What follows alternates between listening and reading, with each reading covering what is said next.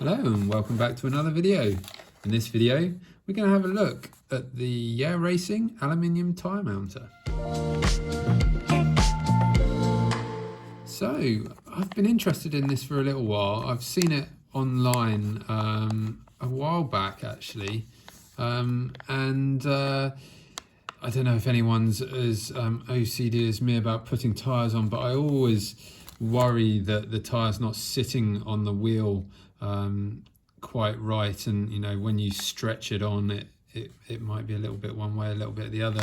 So I thought I'd pick this up. It wasn't terribly expensive. I think it was about $12 from RC Mart, and yeah, in the video that I saw, which incidentally I can't find anymore, it made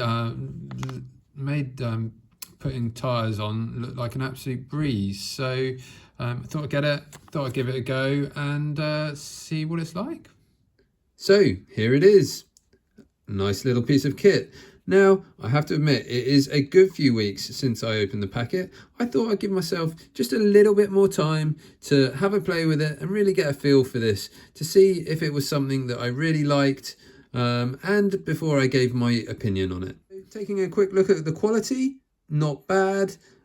Yes, there are a few machining marks on it there which could have done with a little bit more work, but nothing really that's going to cause us any issues. The cone itself, nice and smooth, also feels quite hard, which is probably a good thing.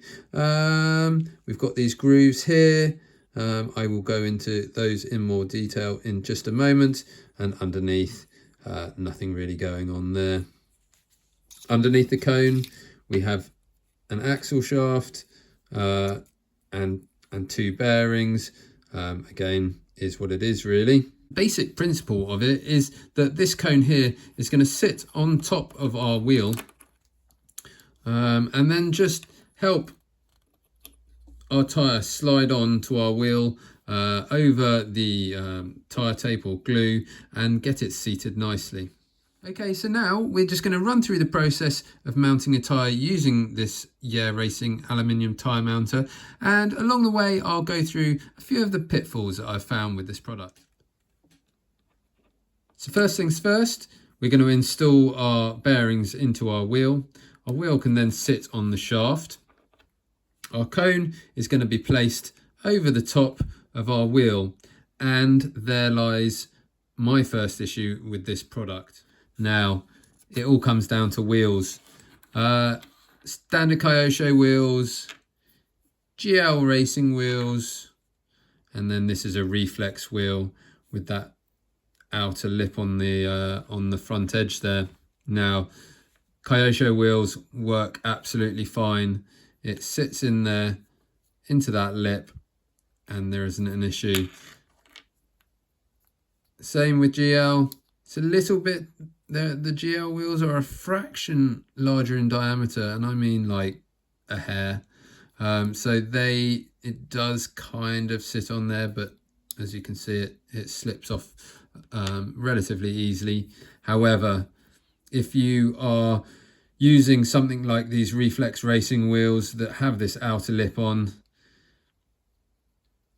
you are out of luck, because this cone is not going to sit over that edge at all. Okay, so bear that in mind. We'll dive into that in a little bit more detail in just a moment. So then next comes the tape. We're going to be using double-sided tape to stick these tyres on. They kindly give you these two grooves here, which are for cutting your tape to exactly the right length, or certainly very close. Okay, so we can cut our tape just like that, and when we come to stick it on our wheel, you will see. Now I'm doing this very quickly just for the video purposes. Please spend a little longer in real life. Okay, the tape meets just about perfectly on the joint. Now, as I said just a second ago, these GL racing wheels are by tiny amounts a hair larger in diameter. Now, what I've found with that, when I'm cutting the tyre tape, if I'm using these grooves, then the tyre tape is going to come up short. So with those, I place the tyre tape down. I use the first groove to cut my first cut to trim the end, and then the second cut I make down the edge of this, the edge of the tray as such. Make sure you've got something underneath the tray and not on the wife's best table. Yeah, that is what I'm having to do with that. I suppose it would have been nice if they had given us a couple of different lines to cut on. I also feel like perhaps aluminium for this base plate wasn't the best material, and if it was, you know, Derlin or something, some sort of hard plastic, it might have been better. When you are using your scalpel on this aluminium, it does tend to kill the blades pretty much instantly, so you end up finding yourself replacing the blade after you have done your wheels. So there we go. We've got the tyre tape installed. Make sure it is pressed firmly down all around the wheel. We can then peel off our double-sided tape, place it back on the shaft there. We are then going to place our cone on the top. Now, here comes another little grumble. I was assuming that this shaft would help keep this cone on the top. However, it obviously doesn't. It finishes off below the surface of the wheel. So I'm not entirely sure why it's even there, or I don't know, I guess it's just for storage purposes.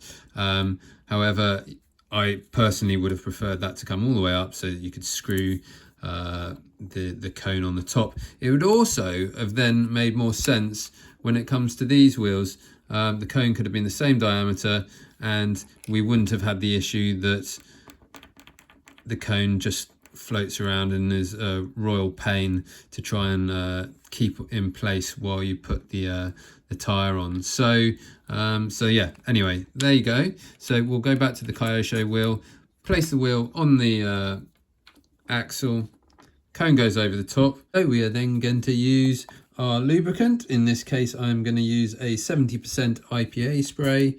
Just give the cone a nice coating, and likewise with the tyre, and then the tyre will slide down and seat itself nicely on the wheel in place. Take the wheel off. We can just get rid of any excess IPA with a cloth, and obviously the rest will just slowly evaporate. We can give the tyre just a quick little massage to make sure any built up tension is released, but the cone should have done that job for us anyway. Just checking that the tyre is seated nicely and how we like. Now, when using IPA or any other lubricant to help this process, I personally like to leave the wheels and tyres mounted for a good 24 to 48 hours to make sure that all of that IPA has evaporated. It also gives a chance for the adhesive in the tape to fully bond to the tyre and make sure that the edges aren't going to start peeling up when we start racing. So there you have it. That is the process of using this aluminium tyre mounter. As I say, I do have a few gripes about it. The shaft, why couldn't it have been just that much longer and it would have fitted over the other types of wheels? Alternatively, make a larger cone that would fit over this type of wheel. Secondly, the guides for cutting the tape. It would have been nice if there were multiple lines so that we could adjust our cuts, as well as potentially making this out of plastic rather than metal so it didn't destroy our knife blades each time we used it. So, the aluminium tyre mounter by RCRacing. What do you make of it? Is it something you've got already, or something that you think you might add to your toolbox in the future? Let us know in the comments. There you have it. That pretty much wraps that one up.